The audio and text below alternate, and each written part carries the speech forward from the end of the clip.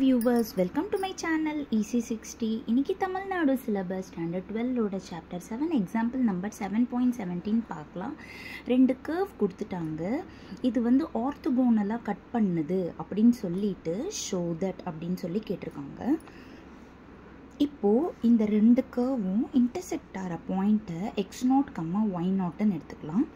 இப்போ ஆர்த்தோகோனலி பேஸ் பண்ணி ஆல்ரெடி நம்ம எக்ஸசைஸ் 7.2ல் சம் நம்பர் 10 போட்டிருப்பேன். அது ரொம்ப ஈஸியான சம் அண்ட் ஆல்சோ அது ரொம்ப இம்பார்ட்டண்ட்டான சம். இப்போது செகண்டாக ஆர்த்தோகோனலின்னு கொடுத்துட்டு ப்ரூவ் பண்ண சொல்லியிருக்காங்க. அந்த சம்மோட கம்பேர் பண்ணுறப்போ இதில் கொஞ்சம் டிஃப்ரென்சஸ் வரும். இதுவும் உங்களுக்கு 5 மார்க் சம்ம தான். இப்போது அவங்க கொடுத்த ரெண்டு கர்வையும் எழுதிக்கோங்க. எழுதிட்டு நான் இப்போது என்ன பண்ணுறேன் அப்படின்னா ரெண்டு எல்ஹெச்எஸ்ஸையும் ஈக்குவேட் பண்ணுறேன். பிகாஸ் ஆர்ஹெச்எஸ் 1 இருக்கிறதுனால எல்ஹெச்எஸ்ஸை ஈக்குவேட் பண்ணிக்கலாம். ஈக்குவேட் பண்ணிவிட்டு இப்போது இந்த ரைட் சைடில் இருக்கிற ரெண்டுமே இந்த பக்கமாக எடுத்துகிட்டு வரப்போ சைன் மாறிடுது. இப்போது எக்ஸ் ஸ்கொயரை கான்ஸ்டண்ட்டாக காமனாக எடுத்தோம்னா a - c வரும். அதே போல் y ஸ்கொயரை காமனாக எடுத்தோம்னா b - d வரும். இப்போது எக்ஸுக்கு பதிலாக y பதிலாக x0 y0 அப்படின்னு நீங்கள் சப்ஸ்டியூட் பண்ணி வச்சுக்கோங்க. ஓகேவா?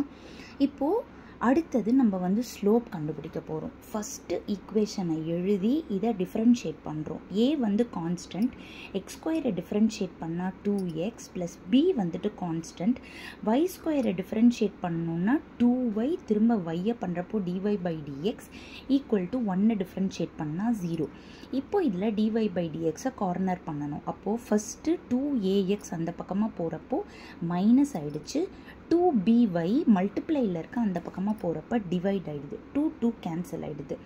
இப்போது அட் x0, y0 அப்போ நம்மளுக்கு m1 கிடச்சிரும். That is -ax0/by0. இதுதான் m1ஓட வேல்யூ. அடுத்த ஈக்குவேஷனை எழுதிக்கிறோம். இப்போ இதையும் டிஃப்ரென்ஷியேட் பண்ணுறோம். c அப்படியே இருக்குது, எக்ஸ் ஸ்கொயரை டிஃப்ரென்ஷியேட் பண்ணால் 2x, d அப்படியே இருக்குது, y ஸ்கொயரை டிஃப்ரென்ஷியேட் பண்ணால் 2y into dy/dx equal to 1 differentiate பண்ணால் 0.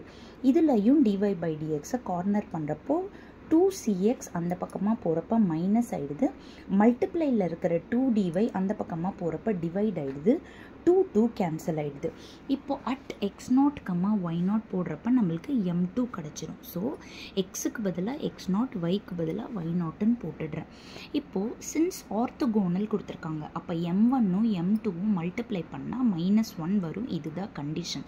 இப்போது நம்மளுக்கு m1 என்ன கிடச்சதுன்னா -ax0/by0 இன்ட்டு இது m2. இதை எழுதி ஈக்குவல் டு -1ன்னு போட்டுருங்க. இங்கே மைனஸ் இன்ட்டு மைனஸ் ப்ளஸ் ஆகிடும். ஸோ acx02/bdy02 ஈக்குவல் டு -1 அப்படின்னு கிடச்சிருது. ஆர்த்தோகோனல் கண்டிஷன் யூஸ் பண்ண பிறகு இந்த மாதிரி நம்மளுக்கு கிடச்சிருக்கு. இப்போ டிவைடில் இருக்கிறது அந்த பக்கமாக கொண்டு போனால் மல்டிப்ளை ஆகிடும். இது ரைட் சைடில், இது ரைட்லேருந்து லெஃப்டில் கொண்டு வந்துட்டோம்னா இப்படி ஒரு ஈக்குவேஷனாக ஃபார்ம் ஆகிடும். ஸோ நம்மளுக்கு இப்படி ஒரு ஈக்குவேஷன் ஆரம்பத்துலேயே நம்ம ஒரு ஈக்குவேஷன் ஃபார்ம் பண்ணோம் பார்த்தீங்களா, ஃப்ரம் த கொஸ்டின், அது ஒரு ஈக்குவேஷன். இப்போ நம்ம வந்து இதில் ரேஷியோ ஆஃப் ப்ரப்போர்ஷன் யூஸ் பண்ண போகிறோம். அப்படின்னா ஒன்றும் இல்லை, x0 ஸ்கொயரோட கோஎஃபிஷியன்ட்டை டிவைடில் எழுதணும், ரேஷியோ மாதிரி எழுதணும். That is a - c divided by ac. x0 ஸ்கொயரை விட்டுருணும், இஸ் ஈக்குவல் டு போட்டுட்டு இப்போ y0 ஸ்கொயரோட கோஎஃபிஷியன்ட், ஸோ b - d/bd. ஓகேவா? இப்போது இதில் வந்து நம்ம ஸ்ப்ளிட்டிங் த நியூமரேட்டர் பண்ணுறோம். தட் இஸ் a/ac, இங்கே மைனஸ் இருக்கனால மைனஸ் போட்டுக்கோங்க, c/ac இஸ் ஈக்குவல் டு, இங்கே கூட அதே போல் தான் ஸ்ப்ளிட்டிங் த நியூமரேட்டர் b/bd, நடுவில் மைனஸ் இருக்கிறதுனால மைனஸ் போட்டுட்டு d/bd. ஏ கேன்சல் ஆகிடும் 1/c, இங்கே சிசி கேன்சல் ஆகிடும் 1/a ஈக்குவல் டு இங்கே பிபி கேன்சல் ஆகிடும் 1/d மைனஸ் டிடி கேன்சல் ஆகிடும் 1/b. இப்போது நம்மளோட 1/c அப்படியே வச்சுக்கிறோம். 1/d இப்படி வரப்போ -1/d ஆகிடுது. இப்போ -1/a அந்த பக்கமாக போகிறப்போ +1/a இங்கேயே இருக்கிற -1/b. ஸோ இதை நம்ம ஜஸ்ட்டு அரேஞ்ச் மட்டும் பண்ணிக்கிறோம். இதுதான் அவங்க வந்து ப்ரூவ் பண்ண சொல்லி கேட்டிருந்தாங்க. ஸோ நம்ம வந்து ப்ரூவ் பண்ணிட்டோம். இங்கே ஏ வந்து அந்த ரேஷியோ ஆஃப் ப்ரப்போர்ஷன்னா நம்மளுக்கு இங்கே நம்மளோட ப்ரூவ் வந்து பையில் இருக்குது. அதனால தான் நம்ம அந்த ரேஷியோ ஆஃப் ப்ரப்போர்ஷனை யூஸ் பண்ணிக்கிறோம். ஓகேவா?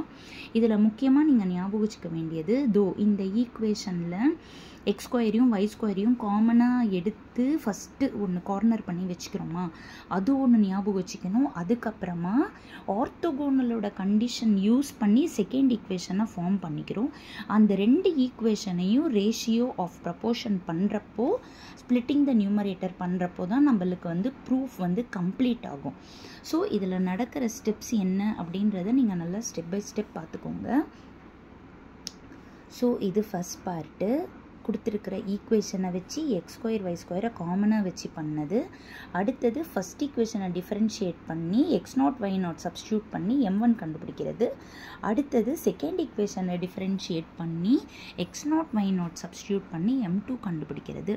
அடுத்தது ஆர்த்தோகோனல் கண்டிஷன் யூஸ் பண்ணி இதை நம்ம ஒரு ஈக்குவேஷனாக ஃபார்ம் பண்ணுறது. அடுத்தது 2 ஈக்குவேஷனை ஒன்று கீழே ஒன்று எழுதி ரேஷியோ ஆஃப் ப்ரப்போர்ஷன் பண்ணி ஸ்ப்ளிட்டிங் த நியூமரேட்டர் பண்ணுறது. ஸோ இதெல்லாம் பண்ணுறப்போ தான் நம்மளுக்கு இந்த ப்ரூஃப் வந்து கம்ப்ளீட் ஆகுது. So hope you all understood. Thank you so much viewers. என்னோடய வீடியோஸ் உங்களுக்கு பிடிச்சிருந்தா லைக் பண்ணுங்கள், ஷேர் பண்ணுங்கள், சப்ஸ்கிரைப் பண்ணுங்கள். உங்களோட சப்போர்ட் எனக்கு ரொம்ப ரொம்ப முக்கியம். Thank you viewers.